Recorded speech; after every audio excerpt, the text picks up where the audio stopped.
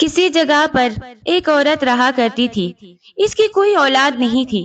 काफी उम्र गुजरने के बाद भी जब इसके यहाँ कोई बच्चा ना हुआ तो किसी ने इसको मशवरा दिया और कहा, यहाँ से कुछ दूर एक अल्लाह वाले रहते हैं, इनके पास चली जाओ। इनकी दुआ से सारे काम हो जाते हैं। हो सकता है तुम्हें औलाद भी हो जाए। वो अल्लाह वाले के पास गई और कहा, मेरे लिए दुआ करें कि मुझे बेटा हो जाए ताकि वो मेरे बुढ़ापे का सहारा बने। अल्लाह वाले ने इससे कहा, तुम्हें औलाद ना हो तो बेहतर है। कहने लगी, क्यों नहीं, औलाद का होना तो अच्छा होता है, कभी कभी अच्छा नहीं होता, तुम मांग कर बहुत पछताओगी। इसने कहा कि मुझे अल्लाह वाले औलाद चाहिए, आप मेरे लिए दुआ कर सकते हैं तो कर दें। मैंने बड़ी आपकी शोहरत सुनी है और यहाँ आई हूँ। क्या आपकी कोई दुआ टाली जाती है? और आपके पास आस लगाकर मैं आई हूँ। आप कहते हैं कि बच्चे की ख्वाहिश ना करो, क्योंकि ना मांगो, औलाद के होने से हमेशा फायदा ही मिलता है। मुझे भी ये फायदा चाहिए। मैं आपसे दुआ करवाने आई हूँ और आप मुझे कहते हैं कि मैं ऐसी दुआ ना मांगू। मैं आपसे ऐसी उम्मीद नहीं रखती थी। लोग तो कहते हैं कि जो बांझ हो और जिसके यहाँ 80 साल तक औलाद ना हो, वो भी साहिब औलाद हो जाती है। आपके पास अगर मुझे ऐसी बातें सुनने को मिलेंगी तो मेरा क्या होगा? ये कहकर वो रोने लगी। अल्लाह वाले ने इसका रोना देखकर कहा, ठीक है, मैं तुम्हारे लिए दुआ करता हूँ। बाकी तुम्हारा काम है, तुम किस तरह इस औलाद को संभालोगी। लेकिन बाद में फिर मुझे नहीं कहना। इस औरत को आपकी बात समझ में नहीं आई।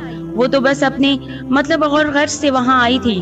अल्लाह वाले ने इसके लिए हाथ उठाकर दुआ कर दी और कहा कि अब देखो, अल्लाह पाक का काम है, किसी को औलाद देना या न देना मेरे इख्तियार में नहीं है, लेकिन मैंने दुआ कर दी है। अगर तुम्हारे हक में माए नसीब में औलाद है तो वो तुम्हें जरूर मिलकर रहेगी, लेकिन आगे जाकर इसको कैसे पालना है, इसको कैसे संभालना है, ये तुम्हारी जिम्मेदारी है। तुम्हारा नसीब है तो सब कुछ अच्छा होगा। इसको बहुत खुशी हुई कि अल्लाह वाले ने इसके लिए दुआ कर दी है।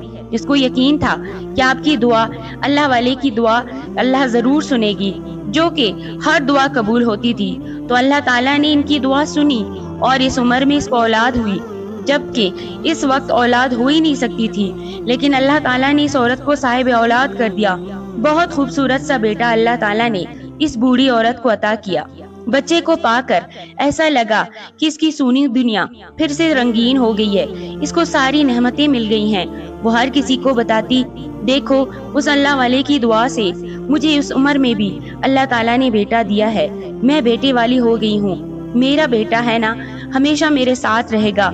वो इसकी आंखों का तारा था, इसकी आंखों की ठंडक। बड़े ही प्यार और मोहब्बत से वो इसकी परवरिश कर रही थी। लेकिन जैसे जैसे वो बच्चा बड़ा हो रहा था, अपनी माँ के लिए अजाब बन रहा था, क्योंकि वो इसकी बात सुनता ही नहीं था। और अब ऐसा होता तो इसकी माँ जब भी इसे डांटती, वो जुबान चलाता और घर से बाहर भाग जाता। ये वही बच्चा जो मन्नतों मुरादों से पैदा हुआ था, यानी इन माँ बाप को की कोई औलाद नहीं थी और बड़ी दुआओं के बाद इसने जन्म लिया था। माँ की मोहब्बत अब बेजारी में बदल रही थी, क्योंकि वो इसको इतना तंग करता था कि इसको समझ ही नहीं आता कि मैं इसको क्या कहूँ। इसके मुंह से बद्दुआ निकल जाती। माँ कहती, इससे बेहतर था तू पैदा ही ना होता, तूने हमारी जिंदगी अजीरन करके रख दी है। ये नहीं, मोहल्ले से भी इसकी शिकायतें आती कि आपका ये शैतान बेटा हमें बहुत परेशान करता है, कभी दरवाजा खटखटाता है, कभी पत्थर मारता है। एक बार इसने अपने बेटे को सख्त सजा दी और इसे कमरे में बंद कर दिया। इसको खाना नहीं दिया, न पानी। 3 दिन तक इसको भूखा प्यासा रखा कि शायद ये सुधर जाए। लेकिन माँ से कहने लगा, आपको तो खुश होना चाहिए कि मैं तुम्हारा एक ही बेटा हूँ। मैं खुश थी और बहुत खुश थी और बड़ी दुआओं से तुझे मांगा है, लेकिन मुझे अफसोस है कि मैंने अल्लाह वाले की बात नहीं सुनी, जो मुझे समझा रहे थे कि तू मुझे सच में बहुत तंग करेगा। आज मैं तुझसे चिढ़ने लगी हूँ। इनका कहना था मैं तुझे न मांगूं। बेटे ने कहा, अभी तुम्हारा कसूर है ना, तुमने मुझे मांगा, लेकिन मैं तुम्हारी औलाद हूँ। माँ का फर्ज होता है औलाद का ख्याल रखना, इसकी हर हाल में फरमाइश पूरी करना। اب وہ کچھ نہیں کر سکتی تھی، ہڈی گلے میں پھنس چکی تھی۔ وہ نافرمانی کرتا، اس کا دل دکھاتا تھا، خدمت تو دور کی بات، ایک گلاس پانی بھی اٹھ کر اپنی ماں کو نہیں دیتا تھا۔ ایک دن تو حد ہی ہو گئی، وہ بچہ باہر سے آیا اور اس کے کپڑے کیچڑ میں لت پت تھے۔ اس نے جان بوجھ کر ایسا کیا تھا کہ اس کے کپڑے اس کی ماں دھوئے۔ ماں کی طبیعت ٹھیک نہیں تھی کیونکہ جاڑے کا موسم تھا، اسی وجہ سے وہ پانی کو ہاتھ نہیں لگا سکتی تھی۔ اتنے گندے کپڑے دیکھ کر بچے کو کہنے لگی کہ تجھے میرا کوئی احساس، کوئی پرواہ نہیں ہے، تیری بوڑھی ماں کس طرح کپڑے دھوئے گی، سردی کا موسم ہے، تو چاہتا ہے تیری ماں تیرے گندے کپڑے دھوتی رہے۔ اس نے کہا، ہاں میں یہی چاہتا ہوں اور میں جان بوجھ کر ایسا کرتا ہوں تمہارے ساتھ، بس یہ سننے کی دیر تھی۔ ماں نے کہا، حد ہو گئی ہے، اب تمہاری حرکتیں مجھ سے نہیں سہی جاتی، اللہ کرے تم مر جائیں، مجھے تیرا ساتھ نہیں چاہیے، مجھے ایسی اولاد نہیں چاہیے۔ وہ بچہ جو ہمیشہ زبان چلاتا تھا، اس وقت میں جانے کیا ہوا، وہ خاموش ہو گیا، کچھ دیر اسے تکتا رہا، پھر چپ چاپ سے باہر چلا گیا۔ ماں اس کو آوازیں دیتی رہی، ارے رک جا، کپڑے بدل کر جا، لیکن اس نے کچھ نہیں سنا۔ ایسا لگ رہا تھا کہ وہ ہو گیا جو ماں کی خواہش تھی، وہ دل سے تو ایسا نہیں چاہتی تھی ہوگی اس کا بچہ مر جائے۔ اب آپ دیکھیں کہ ماں نے بددعا دی بچے کو، تو یہاں پر یہ کہا جائے گا کہ ماں کی دعا لگ جاتی ہے، بددعا کیوں لگے گی؟ پر وہ تو دل دکھا رہا تھا اپنی ماں کا، تو غصے میں تھی، اس لیے اس کو یہ پرواہ ہی نہ ہوئی کہ بچہ کہاں جا رہا ہے۔ اس نے کہا، اتنا ضدی ہے کہ میری ایک بات نہیں سنتا ہے، نافرمان ہے۔ اب اللہ تعالیٰ کی کرنی ہے کہ وہ بچہ گھر سے باہر نکل کر اپنی سوچوں میں گم راستے سے گزر رہا تھا۔ ایک بزرگ ملے، یہ کوئی اللہ والے تھے جو اپنی عبادت کے لیے اس جگہ موجود تھے۔ بچے کے پھٹے پرانے اور گندے کپڑے دیکھ کر اور چہرے پر آئی اداسی دیکھ کر کہا، بیٹا کہاں جا رہے ہو؟ اس نے کہا، کہیں نہیں، چلو میرے ساتھ چلو، آپ مجھے کہاں پر لے کر جانا چاہتے ہیں؟ جہاں تمہاری منزل ہے۔ وہ ویسے ہی صدمے سے دو چار تھا، ان کے ساتھ ہو لیا، اس نے کوئی سوال نہیں کیا، بس آپ کے ساتھ چلنے لگا۔ یہ سفر 2 دن کا تھا، وہ آپ کے ساتھ جلدی چلا جا رہا تھا، نہ اس نے پانی مانگا نہ کھانا مانگا۔ اللہ والے اس کی حالت کو سمجھ رہے تھے۔ آپ نے اس کو لیا اور ایک ایسی جگہ پہنچے جہاں پر آس پاس کوئی گھر نہیں تھا، یعنی کوئی بھی آبادی نہیں تھی، کچھ بھی نہیں تھا۔ لیکن عجیب بات یہ تھی کہ اس ویران میدان میں صرف ایک پیڑ تھا جو سیب کا درخت تھا۔ وہ ان سیبوں کو دیکھ کر لگ رہا تھا کہ قریب جا کر انہیں توڑ لیا جائے۔ 2 دن کا بھوکا پیاسا تھا، اب اس کو بھوک لگی۔ اس نے للچائی ہوئی نظروں سے سیبوں کو دیکھا شروع کر دیا۔ اللہ والے نے ایک سیب کو توڑ کر اسے ایک رسیلا سیب دیا اور کہا، کھاؤ۔ جب اس نے اس کو کھایا تو کہنے لگا، یہ تو بہت ہی میٹھا لگتا ہے، لگتا ہی نہیں اس دنیا کا پھل ہے۔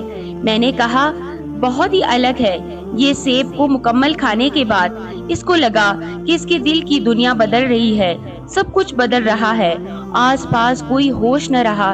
اسے وہ جو کبھی شیطانیت کرتا تھا، تنگ کرتا تھا، دوسروں کو تکلیف پہنچانے کے لیے ہر وہ کام کرتا تھا جس سے لوگ اس سے عاجز آ جائے، اب وہ اپنے آپ کو بدلتا ہوا محسوس کر رہا تھا۔ اس کے دل سے شیطانیت نکل گئی، اس کے دل میں رحمانیت آ گئی۔ اب وہ جس کے ساتھ کھڑا تھا وہ کوئی معمولی انسان نہیں تھے، بلکہ وہ ایک ایسے اللہ والے تھے، وہ جو انسانوں کو صحیح اور سچا راستہ دکھاتے ہیں، راستہ ان کا جن پر اللہ کا انعام ہو۔ انعام کا مطلب ہے کہ رحمت و کرم کی لطف و عنایت کی بارش ہوتی ہے، اللہ کریم کے پیارے ہوتے ہیں۔ اللہ والے نے کہا، کیا ہوا بیٹا، مل گئی منزل؟ جی حضرت، مجھے مل گئی منزل۔ وہ مسکراتے ہوئے کہنے لگا، وہ مسکراہٹ جس میں ٹھنڈک تھی۔ اللہ والے بولے، تو آج سے تمہارا استاد ہوں میں اور تم میرے شاگرد ہو۔ تم جب یہاں پر آؤ گے سیب بھی کھاؤ گے اور اللہ اور اس کے رسول کے دین کی اچھی باتیں بھی سیکھ کر جاؤ گے۔ اس نے کہا، حضرت کیا میں یہاں نہیں رہ سکتا؟ میں یہاں سے کہیں نہیں جانا چاہتا ہوں۔ اللہ والے بولے، نہیں بیٹا، تمہارے گھر میں تمہاری والدہ ہے، تمہارے والد ہے، تم پر لازمی ہے، اس لیے اپنی ماں کے لیے اپنے گھر جانا اور جو سبق تمہیں پڑھایا جائے گا اس کو یاد رکھنا۔ سنو بیٹا، یہ دنیا فانی ہے، سب ختم ہونے جانے والا ہے، لیکن جو کچھ ہم اچھے اعمال یہاں پر کرتے ہیں وہ ہمیں وہاں پر انعام کی صورت میں ملیں گے، جو ہمیشہ رہنے والی زندگی ہے۔ جو تم چاہتے ہو وہی تمہارے ساتھ ہوگا، لیکن ہمیشہ اچھا چاہو، سب کی خدمت کرو۔ خدمت خلق کا اتنا بڑا انعام ہے۔ اس نے بات کاٹی اور کہا، خدمت خلق کا کیا مطلب ہے؟ خدمت خلق کا مطلب ہے کہ تم انسان کی، خلق کی، اللہ کے مخلوق کی، جن جن کو اللہ نے پیدا کیا ہے، ان سب کی خدمت کرو، ان کے کام آؤ، برے وقت میں ان کا ساتھ دو اور ان کی دعائیں لو۔ یہی تو زندگی ہے، ورنہ کیا زندگی ہے؟ اپنے لیے جیا تو کیا جیا؟ تم یہ سیب کا درخت دیکھ رہے ہو، اگر یہ پھلدار نہ ہوتا تو کیا یہ ہمارے کسی کام کا تھا؟ اگر یہ سایہ دار نہ ہوتا تو کیا ہم اس کے نیچے، اس کے سائے میں بیٹھتے؟ لیکن اللہ تعالیٰ نے اسے پھلدار بنایا، اس سے سایہ دار بنایا کہ ہم اس سے فیض و فائدہ اٹھا رہے ہیں۔ ایک انسان کو بھی ایسا ہی ہونا چاہیے، کیونکہ جو جھکتا ہے اسے ہی سب ملتا ہے، جو نہیں جھکتا وہ شیطان کی طرح ذلیل و خوار ہوتا ہے۔ تو اپنے آپ کو ایسا بناؤ کہ لوگ تمہیں دعائیں دینے پر مجبور ہو جائیں اور تم اللہ پاک کے محبوب ہو جاؤ۔ اس لیے اب اپنے گھر جاؤ۔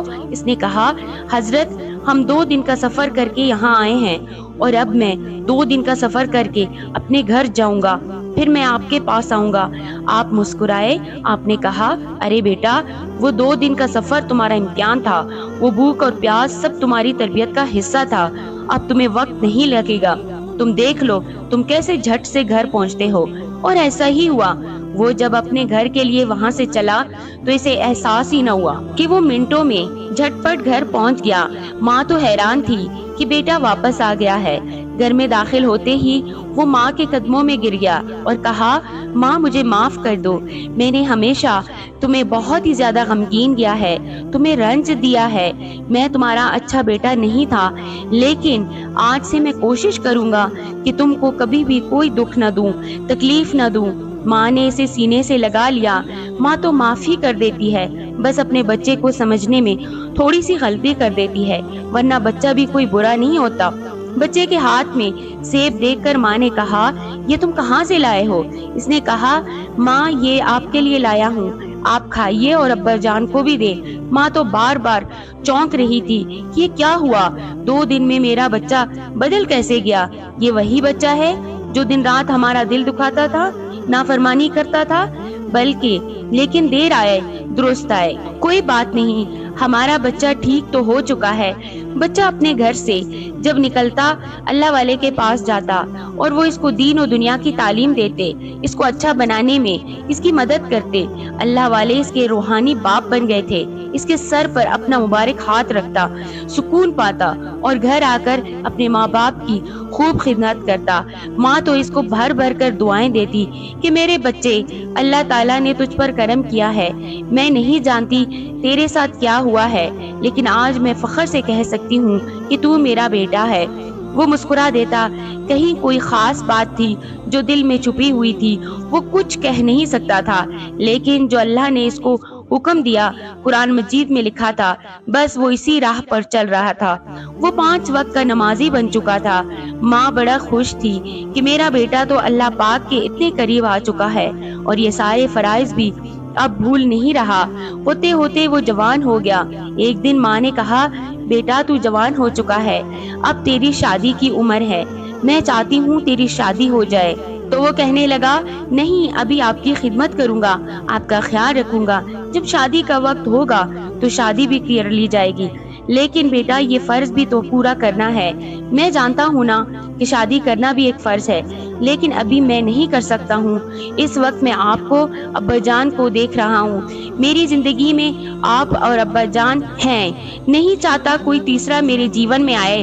اور یہ کہتے کہتے وہ رک گیا۔ ماں نے کہا، تو جوان لڑکا ہے، کیا تیرے ارمان نہیں کہ تجھے کوئی چاہیے دلہن ملے؟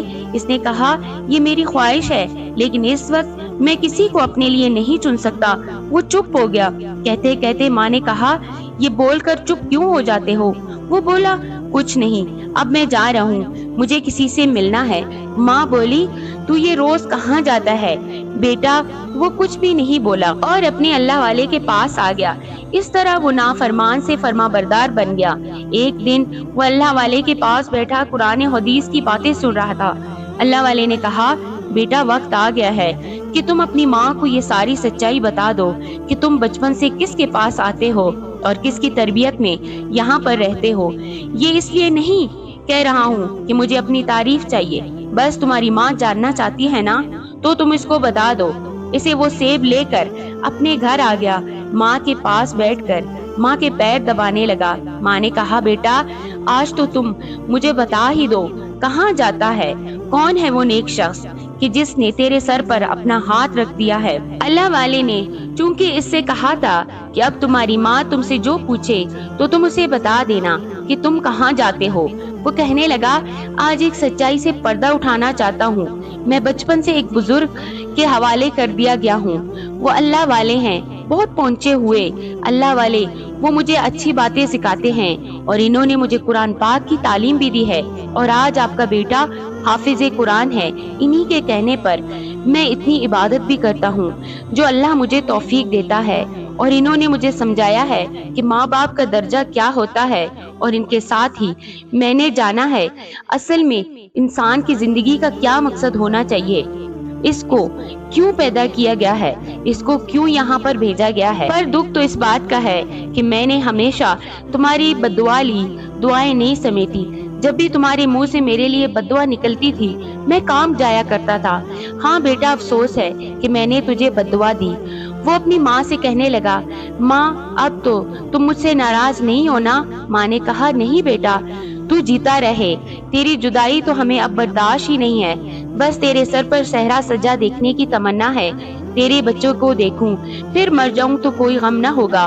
وہ بولا نہیں ماں، اللہ آپ اور بابا کو سلامت رکھے، میری عمر بھی تمہیں لگ جائے۔ ماں بولی کیسی باتیں کرتا ہے بیکار کی، تو جوان ہے، تجھے جینا ہے، تجھے زندگی کی خوبصورتی دیکھنی ہے، اللہ تعالیٰ تجھے لمبی عمر دے۔ وہ خوش ہو گیا، اس نے کہا اچھا میں آتا ہوں۔ اس کے بعد وہ اللہ والے کے پاس آیا اور ان کے ساتھ بیٹھ کر کچھ باتیں کی، راز کی باتیں، اور ان کی دعائیں لے کر گھر آ گیا۔ اس نے ہاتھ میں سیب تھے۔ ماں نے کہا تیرے سیب تو بڑے ہی عمدہ اور لذیذ ہوتے ہیں، تو نہیں جانتا تیرا باپ بھی تجھے بہت دعائیں دے رہا تھا کہ سیب کھا کر تو ایسا لگتا ہے کہ اندر تک سکون اتر گیا، توانائی آ گئی، طاقت آ گئی ہو۔ اس نے کہا تو ماں ابھی کھاؤ۔ ماں نے کہا تم کو کبھی ہمارے ساتھ سیب کھاتے نہیں دیکھا، اچھا میں تمہیں اسے کاٹ کر دیتی ہوں۔ اس نے کہا ٹھیک ہے ماں، جیسے ہی تمہاری مرضی۔ ماں نے صرف سیب کاٹ کر اس کے سامنے رکھ دیے۔ اس نے جیسے ہی سیب کو اپنے منہ میں ڈالا، سیب اس کے حلق میں اٹکا، اس کی سانس رکی اور اسی وقت اس کی موت ہو گئی۔ اپنے بیٹے کو تڑپتی ہوئی حالت میں دیکھا، وہ دعا کر رہی تھی اے اللہ، اے رب کریم، میرے بیٹے کو زندگی دے دے، اللہ پاک مجھے اس سے دور نہ کرنا، یہ میرے بڑھاپے کا واحد سہارا ہے، تو اتنا اچھا بیٹا دے کر اس کو مجھ سے چھیننا نہیں، میں مر جاؤں گی، یہ میرے دل کا سکون ہے۔ لیکن اس کی دعا قبول نہ ہوئی، بیٹا اس کی آنکھوں کے سامنے زندگی سے ہاتھ دھو بیٹا۔ اب وہی ماں تڑپ تڑپ کر رو رہی تھی کہ میرا جوان بیٹا بچڑ گیا۔ اس کے شوہر گھر پر آئے تو وہ بھی دھاڑے مار مار کر رونے لگے، جوانی میں ہمارا بیٹا ہم سے بچڑ گیا۔ باپ بھی اپنے ہوش میں نہیں تھا، اب وہ غم منا رہے تھے، بیٹے کی جدائی کو سہ نہیں پا رہے تھے، چیخ چیخ کر پورے گھر کو سر پر اٹھا لیا تھا۔ جوان بیٹے کی موت ماں باپ کیسے برداشت کر سکتے ہیں؟ اسی وقت دروازے پر دستک ہوئی، باپ نے دروازہ کھولا تو وہی اللہ والے ہیں، وہی کھڑے ہوئے تھے، ان کے ہاتھ میں سیب کا ٹوکرا تھا۔ اللہ والے کو جب اس عورت کے سامنے لایا گیا تو وہ ان کو دیکھ کر پیچھے ہٹی۔ اس نے کہا آپ وہی ہیں نا جن سے میں نے اپنے بیٹے کی دعا کروائی تھی، جن سے میں نے ضد کر کے اپنے بیٹے کے لیے دعا کروائی تھی؟ میں لٹ گئی، میرا سب کچھ چھن گیا، میرا تو جوان جہان بیٹا میری آنکھوں کے سامنے چلا گیا۔ اللہ والے نے کہا اب کیوں روتی ہو، کیوں تڑپتی ہو؟ یہ تمہاری دعا ہی کا تو اثر ہے جو تم نے اپنے بچے کے لیے مانگی تھی۔ جب تو بچہ پیدا نہیں کر سکتی تھی اس وقت تو نے مجھ سے دعا کروائی، اللہ نے تیرے حق میں اولاد نہیں لکھی تھی، لیکن تو نے دعا کروا کر اولاد مانگ لی۔ میں تجھے منع کرتا رہا کہ مت مانگ، آگے جا کر بہت پچھتائے گی، پر ایسا نہ ہوا۔ اب ان آنسوؤں کو بہانے کا کوئی فائدہ نہیں، اب یہ آنسو تمہارے لیے بیکار ہیں، اگر کر سکتی ہو کچھ تو اپنے بیٹے کی مغفرت کے لیے دعا کرنا۔ اس کے بعد اس کے بیٹے کے جنازے کو دفنایا گیا۔ اللہ والے وہاں سے اپنے اسی مقام پر آ چکے تھے۔ 2-3 دن کے بعد وہ ضعیفہ عورت چلتی ہوئی اللہ والے کے ٹھکانے پر آئی۔ اس نے کہا، آپ میرے لیے دعا کریں، مجھے کسی پل چین و قرار نہیں آ رہا، اپنے بیٹے سے ملنا چاہتی ہوں۔ اللہ والے نے کہا، تو اس کو کس حال میں دیکھنا چاہتی ہے؟ ایک ماں ہوں، اچھے ہی حال میں دیکھنا چاہتی ہوں۔ تو جب تمہاری اولاد تمہارا اچھا نہیں کر رہی تھی، جب اللہ نے تم کو امتحان میں ڈالا ہوا تھا، اس وقت اس کو بددعا کیوں دی؟ اس وقت اس کے لیے برے الفاظ کیوں نکالے؟ اگر والدین کو اولاد تنگ کرے، زبان چلائے، گستاخی کرے تو اولاد کو اس بددعا نہ دو۔ تم نہیں جانتی، ماں باپ کی بددعا فوراً لگ جاتی ہے۔ جس طرح دعا لگتی ہے، اس طرح ماں باپ کے منہ سے نکلے ہوئے الفاظ بھی بچے کی زندگی میں رکاوٹ ڈالتے ہیں، اس کی زندگی کو خراب کرتے ہیں۔ اس لیے کہا گیا ہے کہ اپنی اولاد کو، اپنے مال کو برباد نہ کرو اپنی بددعاؤں سے، ان کو کوسو نہیں۔ تم نے اپنے بیٹے کو دن رات کوسا، اس کو بددعائیں دی، ہاتھ اٹھا اٹھا کر، کیونکہ وہ تمہارے ساتھ اچھا سلوک نہیں کرتا تھا۔ کیا کوئی اچھا ہوگا تبھی ہم اس کو دعا دیں گے؟ کیا وہ ہمارے لیے آزمائش نہیں ہے؟ اللہ پاک نے یہ امانت دی ہے کہ ہیں، ہم کسی اور کے نہیں ہو سکتے، ہمیں اسے جواب دینا ہے۔ اب اس کے پیدا کردہ ہیں، والدین ذریعہ ہیں اولاد کو دنیا میں لانے کا۔ اللہ تعالیٰ نے اولاد کیوں دی ہے؟ تاکہ ہم اس کی اچھی طرح سے تربیت کریں، اس کو اللہ اور اس کے حبیب صلی اللہ علیہ وسلم کی باتیں بتائیں، اور اگر وہ بچہ نہیں مانتا ہے تو اس کے لیے دعائے خیر کرے، بھلائی کی دعا کرے۔ جب دعا اسے لگے گی وہ صحیح ہو جائے گا، پھر تمہارے لیے صدقہ جاریہ بنے گا۔ پھر تم نے کیا کیا؟ ہاتھ اٹھا اٹھا کر اس کو اتنا بولا، اب کیوں روتی ہو بی بی؟ میں کیا کروں؟ مجھے بہت بڑا صدمہ ہے اس بات کا کہ میں نے اپنے بیٹے کو کھو دیا اپنے ہاتھوں سے، اور میری ہی وجہ سے میرا بیٹا مجھ سے دور چلا گیا۔ اب آپ مجھے اس کا دیدار کروا سکتے ہیں؟ وہ پھر سے ضد کرنے لگی۔ اللہ والے نے کہا، ایک تو تم ضد بہت کرتی ہو، تمہاری ضد کی وجہ سے تمہارا بیٹا تمہارے ہاتھوں سے نکل گیا، لیکن ماں کی آنکھوں میں آنسو دیکھ کر تمہاری ملاقات کرواتا ہوں۔ پھر آپ نے اپنی آنکھیں بند کر کے ذکر کرنا شروع کر دیا۔ تھوڑی ہی دیر کے بعد اس عورت کی آنکھیں بند ہوئی۔ اس نے دیکھا اس کا بیٹا بہت خوبصورت لباس میں جنت میں کھڑا ہے، مسکرا رہا ہے۔ مسکرا کر اس سے ملا، کہا، اماں اپنے دل کو آرام دو، میں بہت اچھی جگہ پر ہوں، مجھے یہاں پر سب کچھ ملا ہے، کیونکہ میں تم کو راضی کر کے آیا ہوں اور میں نے تمہاری دعائیں لی ہیں۔ تم بھی اللہ کو راضی کر لو۔ اللہ پاک کو منانا کوئی مشکل نہیں ہے، اس لیے اب تم بھی اپنی زندگی کو اللہ تعالیٰ کی یاد میں گزارو، اور جب تم میرے پاس آؤ گی تو میں تمہارے استقبال کے لیے جنت کے دروازے پر کھڑا ہوں گا۔ سبحان اللہ۔ اللہ والے نے کہا، دیکھ لیا کیا مکان ملا ہے تمہارے بیٹے کو؟ ماں کے دل کو ابھی سکون ملا تھا، وہ گھر آ کر اپنے بچے کے لیے مغفرت کی دعا کرنے لگی۔